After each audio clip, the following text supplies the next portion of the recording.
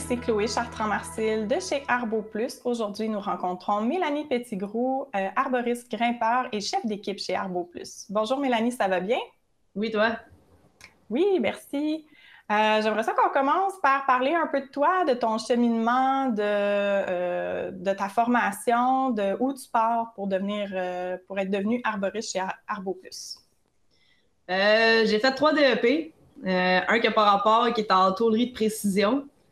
J'ai fait la formation jusqu'au bout, sauf qu'à 2 mois de la fin, je me suis rendu compte qu'un emploi entre 4 murs, c'était pas fait pour moi. Après ça, j'ai retourné sur le marché du travail. J'ai travaillé dans un verger. Je savais pas trop où m'enligner dans la vie, je savais pas trop quoi faire. J'avais un ami qui faisait son DEP dans le fond en aménagement paysager. Puis ça touchait vraiment à tout, de l'irrigation, à la menuiserie, à l'horticulture, ça touchait vraiment, c'était global. Fait que je me suis dit, ben, je vais aller faire ce cours-là. Si je trouve quelque chose que j'aime, ben, au pire, je me renlignerai, tu sais. Fait que j'ai fait le DEP en aménagement paysager. J'ai travaillé là-dedans pendant un bon 2 ans, 3 ans pour une entreprise. Elle a procédé à ma mise à pied parce qu'elle considérait que j'étais prête à partir à mon compte. Mais ça m'intéressait pas. Fait que par l'entremise des choses, j'ai commencé à travailler pour un paysagiste et c'est là. Je complète dans le fond des manques de travail. Je me suis ramassée à être travailleur autonome à cause de ça. Puis dans le bouche à oreille, ben, j'ai commencé à travailler en arboriculture comme homme de sol, femme de sol. Puis j'ai fait ça pendant 4-5 ans avant de décider de retourner à l'école en arboriculture. Le métier d'arboriculteur, c'est quelque chose que tu as découvert en faisant plusieurs étapes finalement pour te rendre jusque-là, puis le tester un petit peu au sol pour après ça te dire, ben c'est ça que je veux faire finalement dans la vie. Oui, ben dans le fond, après 4-5 ans à être au sol, ben j'ai mentionné au patron que j'avais dans ce temps-là qui était plus une base régulière. Je disais, ah, j'aimerais ça moi aussi apprendre à grimper. Puis il m'a regardé, puis il a été bien franc avec moi. Il m'a dit, tu grimperas jamais pour moi si tu vas pas faire ton DEP. Puis ça m'a donné la motivation d'aller faire le cours. Super. Puis pourquoi c'était important pour lui que tu fasses le DEP? Des raisons de sécurité, des raisons de formation, connaître les structures de l'arbre, les dangers, les techniques de corde. Tout, dans le fond, tout ce qui englobe le DEP, lui, il voulait pas avoir à faire la formation. Il jugeait que c'était important d'avoir le cours en main. Super. Puis qu'est-ce qui te rend le plus fier d'être arboriste, surtout que t'es une femme arboriste, là. Il y en a pas beaucoup. Commence à en avoir de plus en plus, pareil. Qu'est-ce qui me rend fière d'être arboriste? Le sentiment d'accomplissement à la fin d'une journée. Repasser dans les rues des fois, puis voir les travaux qu'on a réalisés, de voir que l'arbre il pousse dans toute sa splendeur à la place d'avoir plein d'interférences, puis même des fois de dire j'ai sauvé cet arbre-là de l'abattage. C'est assez agréable. Cool. Puis, tu trouves ça comment d'être une femme dans un métier qui est là, qui s'en vient un petit peu plus égal, mais qui est quand même majoritairement encore homme? Ben, j'ai pas de misère à faire ma place. Tu sais, veux pas depuis le début, je suis dans des métiers d'hommes. Euh, j'ai jamais vraiment une misère. C'est sûr que j'ai eu des petites anecdotes, des petites péripéties qui se sont passées ici et là. Ma pire a été, là, dans le fond, avant de travailler chez Arbo Plus. Petite péripétie un peu farfelue. Le boss a décidé de me pogner les fesses. J'ai OK. lancé l'emploi le lendemain matin. J'ai jamais porté plainte, chose que j'aurais dû, mais je l'ai pas faite. J'étais juste comme tellement. Comme, oh Dieu, voir que tu viens de faire ça, j'en reviens pas. J'étais comme, voir que t'as 10 kilos, tu sais. Mais non, c'est la seule péripétie la plus grave qui m'est arrivée. Mais sinon, j'ai jamais eu de misère à faire ma place. Ça a toujours bien été. C'est sûr qu'il y en a des sexistes.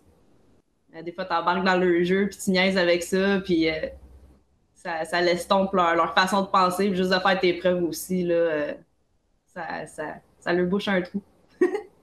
Ah, c'est bon ça. Ça prend quand même, j'imagine, un peu de caractère, puis une bonne confiance en soi pour faire sa place. Ouais, quand même. Super, ben contente de voir que tu es, à l'aise dans ce métier-là. Là. De plus en plus, c'est le genre de métier qui n'est pas que réservé aux hommes, puis c'est bien correct comme ça. Là. Les femmes ont quelque chose de beau à apporter aussi, je pense, dans ce type de métier-là, un petit peu plus Ouais, de minutie habituellement. ouais. Donc, Super. Je suis contente de voir que tu fais bien ta place. Et pourquoi tu as choisi Arbo Plus? Ça, c'est une drôle d'histoire. Euh, à la base, dans le fond, j'avais comme lâché le métier parce que j'étais tannée des conditions de travail. Je savais à quelle heure je rentrais, mais je savais jamais à quelle heure je finissais. Puis ça arrivait souvent qu'on finissait de faire des 8-9 heures le soir. Les boss voulaient nous obliger à rentrer aussi la fin de semaine. J'étais vraiment tannée, puis j'ai goûté au municipal. C'est le fun. C'est à quelle heure tu rentres, c'est à quelle heure tu finis, tu travailles pas la fin de semaine. Le boss te cœur pas trop. C'est quand même le fun, là, pour vrai. Mais de faire son chemin dans une ville, c'est pas toujours facile non plus. Des fois, il faut te retourner à tes sources comme en horticulture ou aux travaux publics. Des fois, tu as la chance d'avoir un débouché rapide en arboriculture, mais moi, ça l'a donné que je retournais en horticulture, j'ai été aux travaux publics, puis ça a donné que les postes ils se faisaient couper. Et j'avais ma maison à payer, fait que j'ai envoyé des CV, puis ça a donné que c'est Novafort qui m'avait rappelé. Novafort, dans ce temps-là, il était en train de se faire acheter par Arbo Plus. Puis elle m'avait suggéré de peut-être combler mes heures avec Arbo Plus. Puis genre, ouais, pourquoi pas, je vais leur donner une chance au métier. Puis ça a commencé comme ça, dans le fond. J'ai eu le goût au métier, j'ai eu la piqûre de faire ma job que j'aimais. Puis j'ai continué à travailler pour Arbo Plus. Super. Puis t'aimes toujours ça, travailler pour Ouais, Arbo Plus, ben, dans l'arboriculture finalement? ouais, les deux. Les deux? Génial. Puis c'est quoi exactement ton rôle chez Arbo Plus? T'es chef d'équipe, c'est ça? Ouais, exactement. Qu'est-ce que ça représente d'être chef d'équipe? Parler avec le client, gérer un peu le contrat, comment que ça va se passer.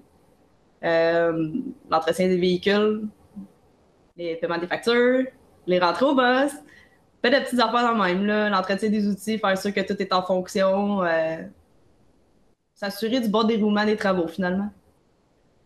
Est-ce que ça veut dire que c'est toujours toi qui grimpes les arbres? Non. J'ai la chance aux autres aussi. OK. Donc, dans ton équipe, tu as d'autres arboristes grimpeurs qui peuvent faire le travail de grimper. Ouais. On y va à tour de rôle, je te dirais. Super. Chacun sa chance, c'est le fun. Ouais. Puis, comment tu décrirais l'équipe Arbo Plus en une ou deux phrases, là? En une ou deux phrases, je l'avais écrit, tu couperas au montage. L'équipe Arbo Plus, moi, je la décrirais par des gens qui sont passionnés de la santé des arbres. Ils les ont à cœur, puis ils n'ont pas juste les arbres à cœur, ils ont le bien-être de ceux qui croisent leur chemin aussi, des employés, des clients. On tient à notre clientèle, on essaie de toujours être comme des satisfaire dans la limite que c'est possible pour leur arbre, là, essayer de les accommoder sur ce qu'on est capable. C'est pas toujours facile, mais c'est notre défi. Super. Puis, si on revient un petit peu plus aux travaux, quand on parle d'abattage, toi, ça te dit quoi? C'est quoi ton positionnement là-dessus? C'est sûr que ça me fait toujours mal au cœur d'abattre un arbre. Je considère que la planète et la population en ont besoin. Par la force des choses, des fois, on n'a vraiment pas le choix d'abattre l'arbre à cause des conditions où il est en dépérissement, où il est vraiment mort. Mais une chance, cerveau plus, on essaie de les sauver plus souvent qu'autrement, quand on peut. Super. Puis, ce serait quoi la plus grande qualité qu'un arboriste doit avoir selon toi? La persévérance. Ah ouais? Ben, avec la persévérance, ça donne la patience, l'acharnement nécessaire pour obtenir ses objectifs à long terme, malgré les difficultés, les échecs qu'on peut rencontrer. Avec ça, C'est bon, bon. on arrive à bout de tout. C'est bon, c'est excellent. Puis, où est-ce que tu te verrais, toi, dans 5 à 10 ans, que ce soit avec Arbo Plus ou dans le métier d'arboriculteur en général? J'aimerais ça approfondir mes techniques, ça c'est sûr, parce que depuis moi l'époque où j'ai fait mon cours à aujourd'hui, en même pas 4-5 ans, les techniques ont vraiment évolué. Même les étudiants qui sortent de l'école m'en apprennent. Sinon, ben, j'aimerais ça faire prochainement mon accréditation avec la SIAC. Faire un petit refresh de connaissances, même si on les a, c'est toujours agréable à avoir. Sinon, ben, c'est ça. Je laisse les choses aller. Super! Ben, j'espère qu'on va te garder encore longtemps. Sinon, comme dernière question, j'aimerais savoir quel conseil ou quel truc tu donnerais à des clients ou de futurs clients qui prévoient des travaux? Si c'est des travaux d'élagage, le conseil que je pourrais donner, c'est de ne pas hésiter à faire élaguer les arbres, même quand ils sont jeunes. Ça peut éviter vraiment des problèmes dans le futur où on peut déjà à la base les diriger où ce qu'on veut qu'ils s'en aillent avant qu'ils nuisent aux structures ou à n'importe quoi, là, un cabanon, une maison, une piscine. Ça les aide à se diriger dans la direction qu'on veut qu'ils s'en aillent. Comment tu trouves ça de travailler saisonnier?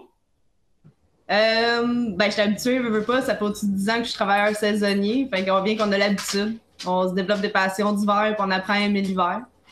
Sinon, ben, je fais du temps partiel pour Arbo Plus l'hiver. Fait que ça garde occupé, ça garde un peu en forme. Ouais, c'est ça. Donc, tu fais quelques travaux en hiver. C'est quel genre de travaux qu'on fait chez Arbo Plus en hiver? Plus souvent qu'autrement, à ce temps-ci, c'est beaucoup d'abattage, mais ça arrive qu'on fait des élagages aussi, là. OK. Puis, comment tu trouves ça de travailler l'hiver? Est-ce que c'est plus dur, la grimpe dans les arbres et tout ça? Au niveau de la grimpe, non. La complexité, c'est vraiment au sol avec les bancs de neige, là. C'est là que c'est le plus difficile parce qu'on cale, on essaie de tirer les branches, les bûches. C'est là que ça rend un petit peu plus difficile, là. OK.